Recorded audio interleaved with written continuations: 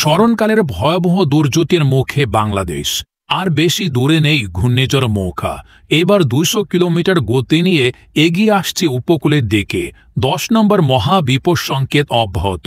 আবহাওয়ার পূর্বাভাস বলছে আজ সন্ধ্যার মধ্যে উপকূল পাড়ি দেবে এই ঘূর্ণিঝড়। এর ফলে চট্টগ্রাম বিভাগের উপকূলে 15 থেকে 22 ফুট উচ্চতায় জলোচ্ছ্বাস হতে পারে। মুহূর্তেই তলিয়ে যেতে পারে দেশের উপকূল। কেমন হবে এর প্রাকৃতিক ধ্বংসলীলা? এছাড়া এই মাত্র কোন কোন জেলাগুলোতে সতর্কতা জারি করল আবহাওয়া দপ্তর, সম্পূর্ণ বিস্তারিত জানিয়ে দেব এই ভিডিওটিতে। তো ভিডিওটি অবশ্যই শেষ পর্যন্ত দেখতে থাকুন। আর সবার আগে সবার প্রথম সঠিক আবহাওয়ার খবর জানতে আমাদের চ্যানেলটিকে সাবস্ক্রাইব করে রাখুন। এবার জেনে নিন এক নজরে। ঘড়ির কাঁটার সাথে দুলছে ঘূর্ণিঝড় মোখা। মিনিটের সাথে সাথে শক্তিশালী হচ্ছে। ধারণা করা হচ্ছে এই ঘূর্ণিঝড় ইতিহাসের সর্বকালের সেরা ঘূর্ণিঝড় হিসেবে নাম লিখবে।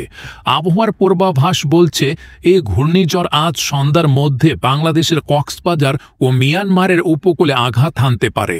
এ সময় বাতাসের সম্ভবত গতিবেগ থাকতে পারে ঘন্টায় 240 কিলোমিটার। সেই সাথে 20 থেকে 25 ফুট উচ্চতায় জলোচ্ছ্বাস হতে পারে বলে পূর্বাভাস দিয়েছেন আবহাওয়াবিদরা। এদিকে ঘূর্ণিঝড় মোখা বর্তমানে কক্সবাজার থেকে 100 কিলোমিটার দক্ষিণ পশ্চিমে অবস্থান করছে।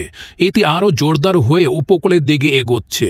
ঘূর্ণিঝড় কেন্দ্রে 76 কিলোমিটার। এর ভিতরে বাতাসের একটানা গড় গতিবেগ ঘন্টায় 215 কিলোমিটার, যা দমকা ও ঝড়ো হাওয়া আকারে 260 কিলোমিটার পর্যন্ত বৃদ্ধি পাচ্ছে।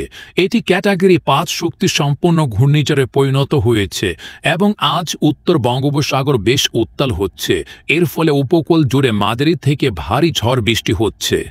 এদিকে এর প্রভাবে আজ রবিবার চট্টগ্রাম বিভাগের সকাল 10টার পর থেকে পরিস্থিতি ক্রমান্বয়ে ভয়াবহ রূপ নিতে পারে এবং 10 থেকে 15 ঘন্টা পর্যন্ত একটানা ঝড়ের ধ্বংসলীলা চলতে পারে। এই সময় টেকনাফ, কক্সবাজার ও এর পার্শ্ববর্তী এলাকায় ঘন্টায় 220 থেকে 250 মিলিমিটার বা তারও অধিক বাতাসের গতি মোকাবেলা করতে হবে ও সাথে 15 থেকে 25 ফুট উচ্চতায় জলোচ্ছ্বাস ও প্রবল বৃষ্টি 300 মিলিমিটার এর আশেপাশে।